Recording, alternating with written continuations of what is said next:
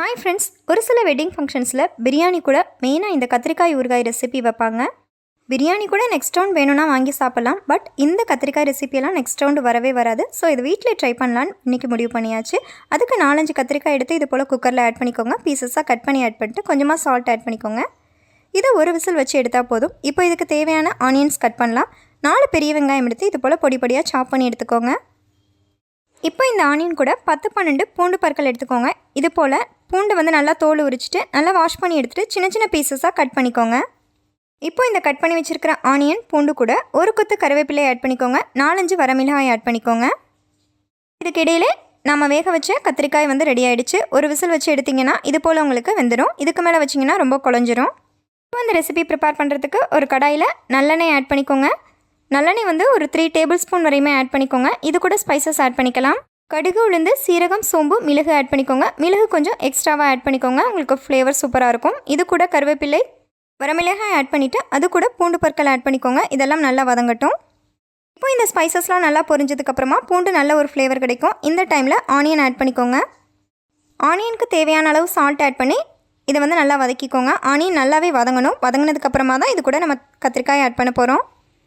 இப்போ இந்த ஆனியன் நல்லா குக் ஆகிட்டுருக்க டைமில் நாம் வேக வச்சு எடுத்த கத்திரிக்காய் நல்லா பொட்டேட்டோ மேஷர் வச்சு நல்லா மேஷ் பண்ணி எடுத்துக்கோங்க. இல்லை நீங்கள் கைகளால் பிசைஞ்சாலுமே உங்களுக்கு நல்லா மேஷ் ஆயிரும். இப்போ ஆனியன் நல்லாவே நமக்கு குக் ஆகிடுச்சு. இந்த டைமில் நம்ம கத்திரிக்காய் மேஷ் பண்ணதை இதில் ஆட் பண்ணிக்கோங்க. இந்த கத்திரிக்காய் இதில் ஆட் பண்ணதுக்கப்புறமா ஆனியன் கூட நல்லா ஃபுல்லாக மிக்ஸ் பண்ணிக்கோங்க. மிக்ஸ் பண்ணி ஒரு 2 மினிட்ஸ் நல்லா வதக்குனிங்கன்னா அது கூட நல்லா மிக்ஸ் ஆயிரும். இந்த கத்திரிக்காய் ஆல்ரெடி நல்லா குக் ஆகிடுச்சு. ஸோ இந்த டைமில் மிளகாய்த்தூள், மஞ்சள் தூள் ஆட் பண்ணிக்கோங்க.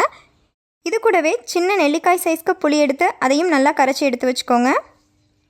கத்திரிக்காய், வெங்காயம், மிளகாய்த்தூள், மஞ்சள் தூள் எல்லாமே நல்லா கலந்து வந்ததுக்கப்புறமா இப்போ நம்ம கரைச்சி வச்சுருக்கிற இந்த புளியை ஆட் பண்ணிக்கோங்க. புளி அதிகமாகவும் தேவையில்லை, சின்ன நெல்லிக்காய் சைஸ் போதும். புளி ஆட் பண்ணிட்டு ஒரு 2 மினிட்ஸ் கொதிக்கட்டும். அதுக்கப்புறமா ஒரு ஹாஃப் லெமன் இதில் புளிஞ்சு ஆட் பண்ணுங்கள். இந்த லெமன் நம்ம ஆட் பண்ணுறது தான் ஒரு ஊறுகாய் டேஸ்ட் உங்களுக்கு ஃப்ளேவர் நல்லாவே தெரியும். இப்போ நான் எடுத்துருக்கிற அளவுக்கு நீங்கள் ஆஃப் லெமன் இருந்தாலே உங்களுக்கு போதும். அந்தளவுக்கு நீங்கள் ஆட் பண்ணால் போதும். புளியுமே ரொம்ப கம்மியாக ஆட் பண்ணிக்கோங்க. எக்ஸஸாக எந்த வாட்டருமே ஆட் பண்ணலை.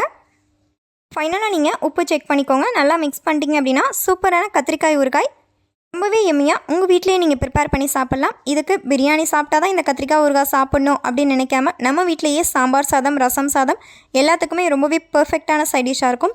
தயிர் சாதத்துக்கு கூட ரொம்பவே டேஸ்ட்டாக இருந்ததுங்க. ஸோ இது போல் டிஃப்ரெண்ட்டான ரெசிபிஸ் பார்க்கணும் அப்படின்னா நம்ம சேனலில் ஒன் டைம் கோத்ரூ பண்ணுங்கள். நம்ம சேனலில் இருக்கக்கூடிய வீடியோஸ்லாம் உங்களுக்கு யூஸ்ஃபுல்லாக இருந்ததுன்னா மறக்காம சேனலை சப்ஸ்கிரைப் பண்ணி சப்போர்ட் பண்ணுங்கள். தேங்க்ஸ் ஃபார் வாட்சிங்.